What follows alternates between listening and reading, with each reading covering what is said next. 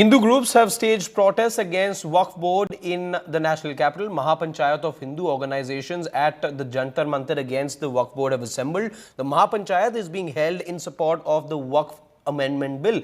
Hindu group protests against Waqf Board. Hindu Panchayat Mahapanchayat backs the Waqf Bill. Mahapanchayat vows support for the bill. Vows to establish 87,200 properties under the Waqf. Hindu groups pledge protests against the Waqf Board in every state. Mahapanchayat to be formed in 50 cities. AIMIM chief has been vocal in his opposition, calling the bill unconstitutional and a direct violation of the constitution. Meanwhile, Union Minister Kiran Rijiju hit back at the opposition netas, calling the rumors about the Waqf bill misleading. The Rashtravadi Adarsh Mahasangh has organized a Mahapanchayat in Jantar Mantar against the Waqf Board. What they're essentially calling is this is a land mafia type of a network that has existed so long. To talk in detail about the same, I'm joined by Preet Singh. He will actually explain why they are doing this protest. Protest का reason क्या है? Protest का ये reason है कि कुछ दिन पहले मुस्लिम पर्सनल लॉ बोर्ड यहाँ आया, देश विरोधी नारेबाजी की गई और संविधान में जो वक्फ एक्ट में जो संशोधन किए गए उन संशोधनों का ये लोग विरोध कर रहे थे। विरोध करने के बाद यहाँ कई तरह की नारेबाजी की गई। दिल्ली पुलिस ने हमें यहाँ आने से रोका, तो उसके जवाब में हम लोग यहाँ आए हैं और पिछले 10 साल से हम वक्फ बोर्ड के काले कानून को रद्द कराने के लिए हम लोग लड़ रहे हैं। आप चाहते हो सरकार जो संशोधन ला रही है उसको इम्प्लीमेंट किया? नहीं, सरकार जो संशोधन ला रही है उससे भी हम सेटिस्फाई नहीं है। काला कानून है, ये रद्द होना चाहिए। तो कैसे फिर इसको इम्प्लीमेंट करें? ये अंग्रेजों ने बनाया था 1923 में। 1923 वाला लागू करो कि एक मुल्ला संपत्ति का लेन देन करता है, वो सरकार की जानकारी में हो, बस। तो आप कह रहे हो कि ब्रिटिश सरकार की जो कानून है उसको वापस अगर रखने तो अगर मुल्ला ने जमीन का लेन देन किया वो सरकार की जानकारी में हो, इसीलिए वक्फ है। इनका अलग से उसके ऊपर कोई अधिकार हो जाएगा? ये क्या, आप किसी भी जमीन को आप वक्फ बता दोगे, उसके बाद जितना अमेंडमेंट हुए हैं वो अमेंडमेंट रद्द होने चाहिए।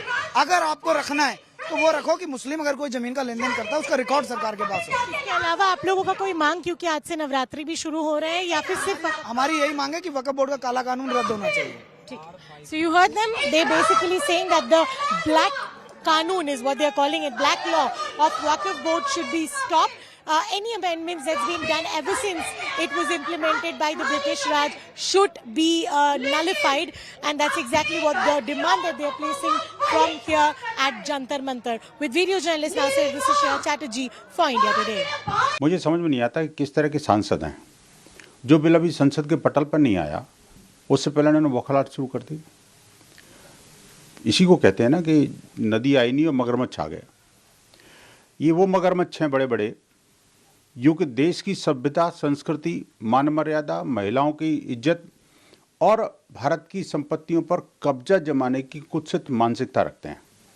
वास्तव में वक्फ बिल जो भी आया नहीं उसके पहले ही वकालत इस बात को दर्शाती है कि इनको लग रहा है कि अब हमारी जो वक्फ पर चौधराहट थी, हमारी जो वक्फ की संपत्तियों पर जो हमने कब्जे कर रखे थे, वो सब वैकेट होने वाले हैं। गवर्नमेंट ऑफ इंडिया के होम मिनिस्टर है और उनका ये बोलना इस बात का सबूत है कि आपको कोर्ट में चैलेंज कर लो। क्या मतलब आप एक अनकॉन्स्टिट्यूशनल कानून क्यों बना रहे हैं आप पार्लियामेंट में? कॉन्स्टिट्यूशन का आर्टिकल 14 का, आर्टिकल 25 का, 26 का, 29 का ग्रेव वायलेशन है और आप ये बोल रहे हैं कि इसमें किसी को नुकसान नहीं होने। नुकसान आप जो बना, अगर लॉ बनेगा तो पूरे भारत में मुस्लिम वक्फ बोर्ड को नुकसान होगा और ऐसा लॉ बना रहे जिससे गवर्नमेंट वक्फ प्रॉपर्टीज को छीनना चाह रही मुसलमानों से। मेरा सभी को एक ही अनुरोध है कि बिल में जो प्रावधान है उसको अच्छी तरह से पढ़ करके प्रतिक्रिया करना चाहिए।